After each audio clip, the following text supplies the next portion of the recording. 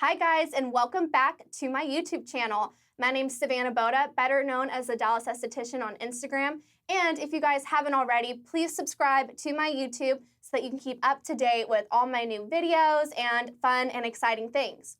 So today I want to talk to you guys about the 10 most common skincare mistakes. And yes, some of these might seem like things that are okay to do on your skin, but coming from a professional licensed esthetician, I'm telling you, these are the absolute worst things that you could do to your skin if you're trying to have glowy, beautiful, healthy, moisturized barriers. So without further ado, let's get into it. So coming in at number 1, my Lord, if I hear another person tell me they use coconut oil on their face, I'm gonna freak out. So coconut oil is super comedogenic and it really clogs your pores.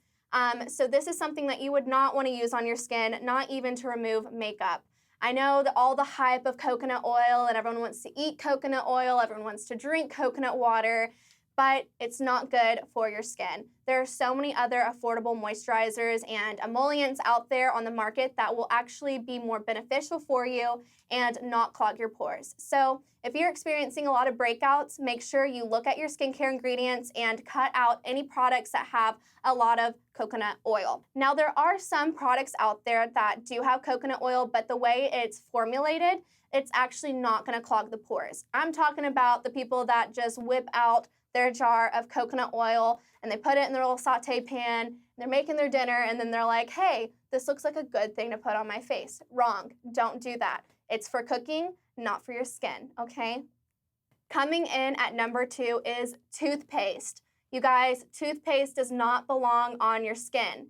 I even tell my clients to make sure that they brush their teeth first and then wash their face to make sure that they don't have any toothpaste residue around the mouth. Not only does it cause irritation, but it's super stripping to the skin because the sodium lauryl sulfate, say that 10 times fast, sodium lauryl sulfate. So that is the ingredient in toothpaste that really causes all the irritation as well as the menthol. So whatever you do, for the love of God, grab an ice cube and use that instead of using toothpaste. There are so many effective at-home treatments that you can do to cure any kind of bumps or acne before your big day or event. Toothpaste is not one of those. I recommend, of course, icing, hot towel compress, even crushed up Advil is a really good effective spot treatment. And then, of course, I love raw honey. Not any of the sugary honey, but raw organic honey does wonders for breakouts. Okay, guys, I hate to burst your bubble, but black soap is not good for your skin. Now, I know it's a huge hype thing in the beauty industry and everyone and their mom uses black soap, but it is way too alkaline for our skin. Our skin has a pH balance of 4.5 to 5.5, and the black soap is really going to throw off your pH, which is going to make your barrier more sensitive. It's going to make everything a little bit more red and irritable. So even if you have oily skin and that black soap helps you with your oil production, I promise you long-term it is doing more harm than good. So throw away the black soap, go see an esthetician, and find something that will really complement your skin and keep it healthy. Okay, guys, number 4. Number 4 is all about exfoliation. So there are some people in the world that never exfoliate, and then there's some that exfoliate way too much. Both of these are awful. So let's talk about never exfoliating first. So if you're not exfoliating the skin, your skin cannot properly turn over its cell production. So that leads to a dull, kind of thick, stratum corneum, and it's not a beautiful look. So that is why we all do dermaplaning. We like to use some chemical exfoliations, chemical peels, because it really reveals that beautiful, bright, glowing skin. And it's really hard for us, especially as we age, to have our own cellular turnover. Of course, when we're kiddos, you fall down, you get a cut, you get a scrape. It heals pretty fast because our cells are young and they can, rejuvenate and reheal. But of course, as we get older, we have to use products and turn to other methods to really get that exfoliation and get our skin looking good. Now, for over exfoliating, you guys, I see this all the time, and I actually like to call this Sephora face. And it not really has anything to do with Sephora as an entity, but I like to use that term because It's basically when people go to Sephora and they're like, I saw this beauty influencer use this, so I'm gonna use that. And so used this, so I'm gonna use that. And they end up with like 5 or 6 different super exfoliating products, maybe an exfoliating moisturizer, an exfoliating toner, an exfoliating cleanser, an exfoliating mask, and they don't really know that they're overdoing it because no one's there to say, hey, that's way too much. Don't use that all at once. So that is something I personally struggled with when I was not an esthetician. I would try all these products and I really didn't know what the ingredients did. It never really, in a big black letter said, this is going to exfoliate your face. So I would use all these products. I didn't know enzymes were exfoliating. I just would use anything and everything and my skin would be so raw and irritated and inflamed and sensitized. So you guys, if you don't know about skincare, it's okay. It's not your profession, it might be your hobby, but just make sure you are looking at the ingredients and knowing which ingredients are actually exfoliating and which ones are gonna hydrate. So yeah, don't over exfoliate and don't under exfoliate.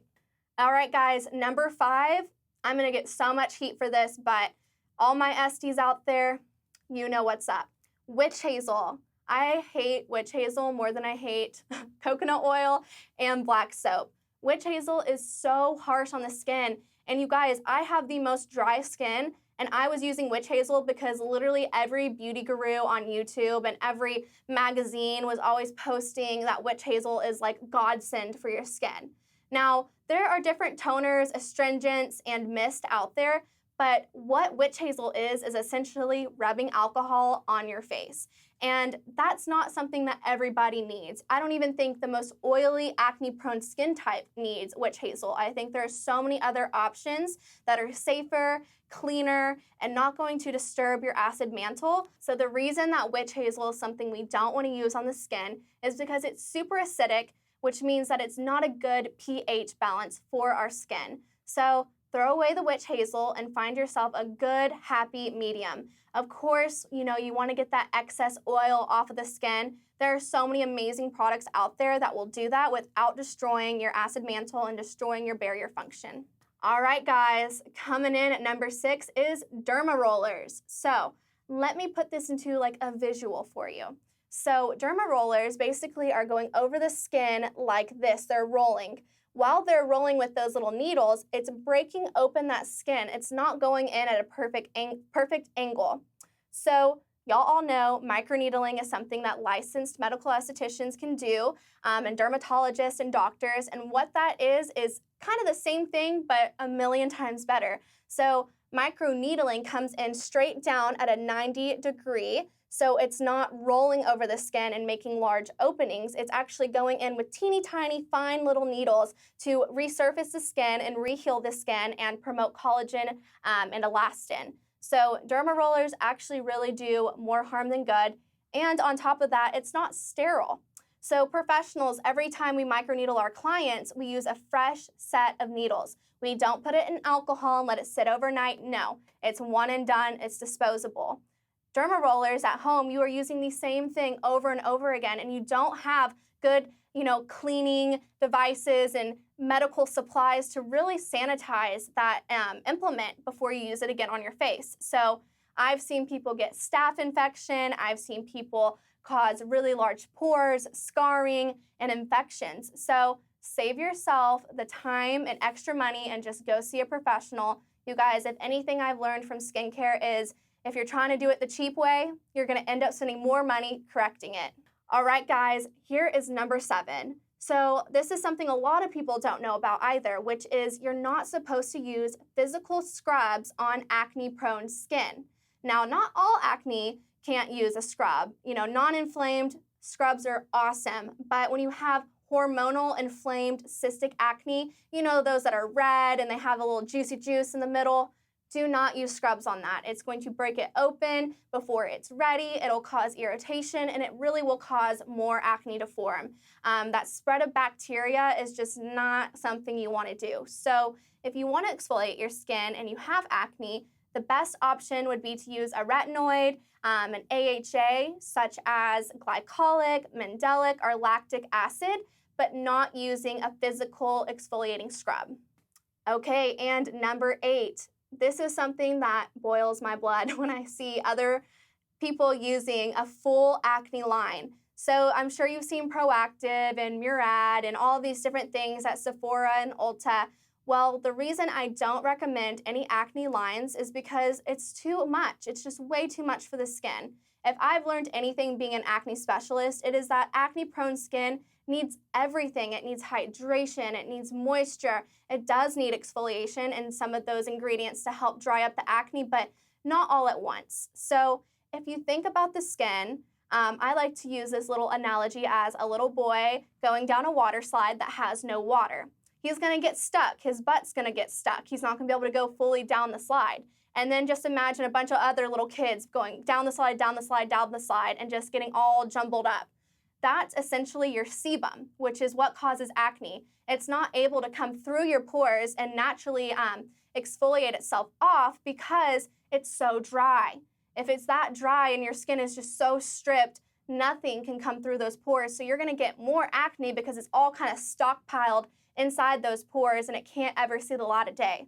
So the best thing for acne-prone skin is to have a nice gentle cleanser.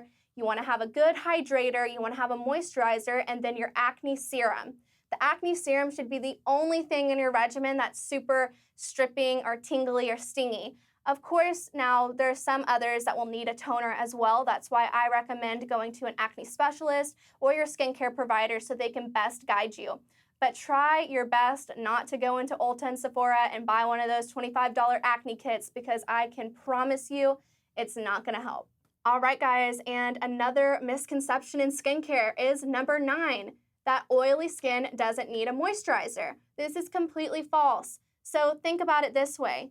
People that aren't using hydration and moisturizers on oily skin, what happens is their skin starts to produce more oil because it's overcompensating for what you're not giving it. Our skin's not stupid. Our skin is actually pretty smart. And if you're not giving your skin what it needs, it's going to act out like a little toddler. And so it's going to produce more oil because you're not giving it the oil that it needs. And again, Science 101, oil is attracted to oil. If you have oil in the skin and you're using an oil-based product, it's really gonna help grasp against the oils that are excess while replenishing the oils that are needed to keep a healthy acid mantle and a healthy barrier function. All right, guys, coming in at number 10, Clarisonic or bristle brushes. You guys, these are a thing of the past. They're nasty little germ-infested guys. I hate them. So the reason why bristle brushes aren't good for your face is because they are way too harsh. I see people, just like I said earlier, with inflamed acne, how you can't use a physical scrub. Well, a Clarisonic brush is essentially a physical exfoliating device, and that's just gonna cause bacteria to spread, irritation, and honestly, it's just way too much. Bristle brushes are honestly a marketing thing to make you feel like you need a device to wash your face when your hands are quite literally the best thing you could use. Just make sure you wash them before you wash your face. But if you feel like you want, some sort of cleansing device to make you feel bougie or who knows why, silicone is the way to go because it's easily able to be cleaned, it does not harbor bacteria, and it's not going to be too aggressive on that skin. See, the problem with Clarisonic bristle brushes is that people will use them and they leave them out and they sit there in the dark bathroom all day just growing bacteria and nasty stuff, and then you get home from your long day at work and you grab your nasty, infected, just nasty device and put it back on your face. You guys, please, throw that thing away. Just use your hands, save yourself some money. You don't need a dang bristle brush. Period. Mic drop. So I hope you guys learned a little something today and know that you can get good skincare without spending $1 million. I know it's super hard with all this different information out on TikTok and YouTube and all of the tubes, but listen to licensed professionals. We know what we're talking about. I don't make money from these videos. I literally just want you guys to know how to take care of yourself because I never knew. And I did a lot of these things to myself and ruined my beautiful baby, Savannah's 12-year-old skin. So if I can save you guys from that, I hope I can, all right? Take care and make sure you guys subscribe to this video so that you can get all the latest updates. And also follow my Instagram at the Dallas Esthetician.